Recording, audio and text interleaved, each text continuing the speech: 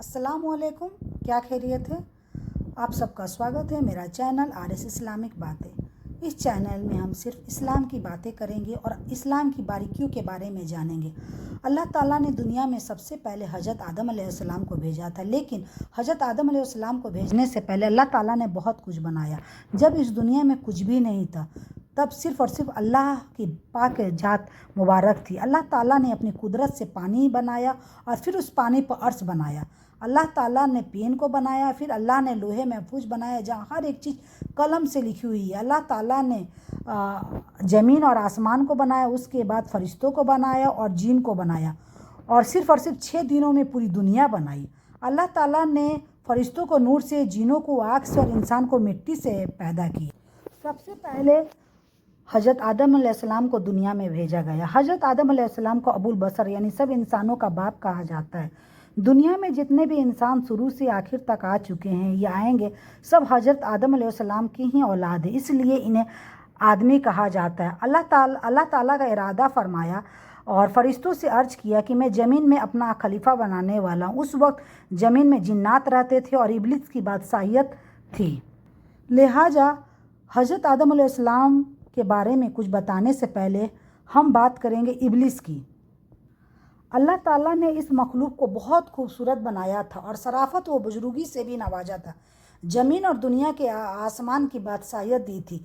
वो इसके अलावा उसे जन्नत की पहरेदारी के इनाम से भी नवाजा था, लेकिन उसने अल्लाह के सामने घमंड किया और खुदाई का दावा कर बैठा, जिसकी वजह से अल्लाह ताला ने उसे अपनी बारगाह से निकाल दिया और उसे शैतान में बदल दिया। उसकी शक्ल बिगाड़ दी और सारे रुतबे जो अल्लाह ताला ने उसे अता किए थे छीन लिया। उस पर अपनी लानत फरमाई। उसने अपनी आसमानों से निकाल दिया और आखिरत में उसे और उसकी पैरवी करने वालों का ठिकाना जहन्नम करार दिया।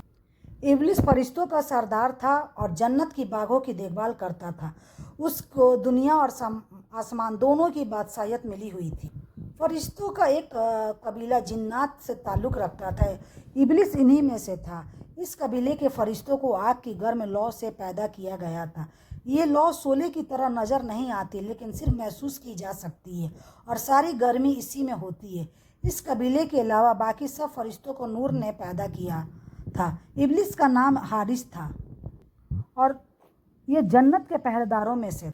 फरिश्तों में सबसे पहले जिसने ये बात कही कि अल्लाह के बजाय मैं माबूद हूँ, वो इब्लिस ही था। अल्लाह ने इस पर लानत फरमाई और इसे अपनी रहमत से निकाल दिया और फरमाया, हम इसे दोजख की सज़ा देंगे और जालिमों को हम इसी तरह का बदला दिया करते हैं। इब्लिस को ऐसा घमंड क्यों हुआ कि उसने न सिर्फ अल्लाह का हुक्म मानने से इनकार किया, बल्कि खुदाई का भी दावा कर बैठा। इसके बारे में उलमा का अलग कौल है।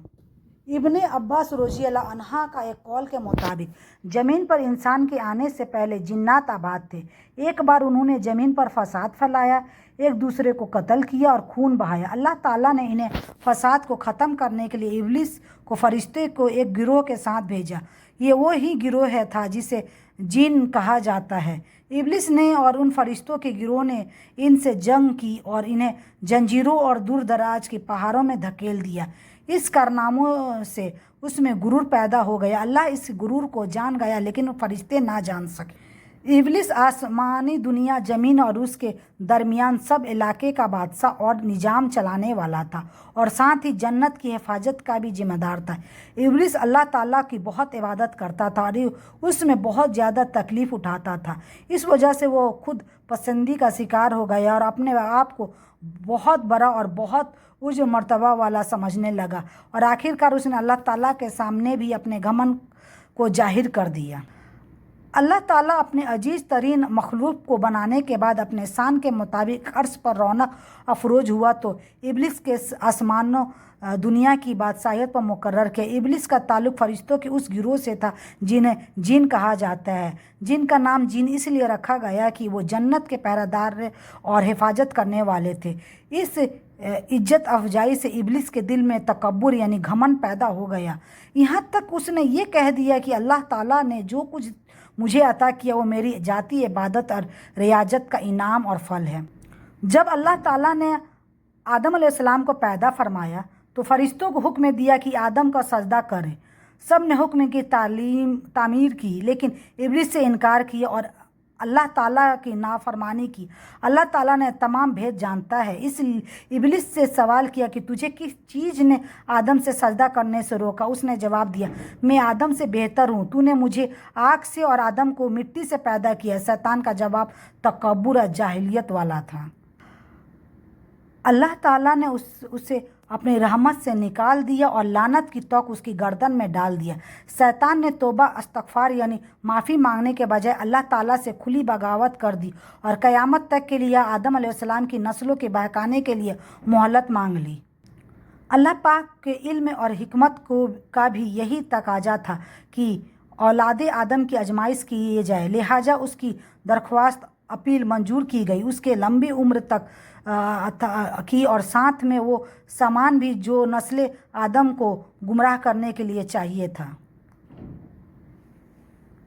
حضرت آدم علیہ السلام کی پیدائش کے بارے میں ہم لوگ اگلے پارٹ میں جانیں گے، لیکن آپ سب سے میری خاص کر کے درخواست ہے، ریکویسٹ ہے کہ آپ سب 5 وقت کا نماز ضرور قائم کریں، کیونکہ اللہ کی عبادت میں ہی انسان کو سکون ملتا ہے۔ اللہ حافظ۔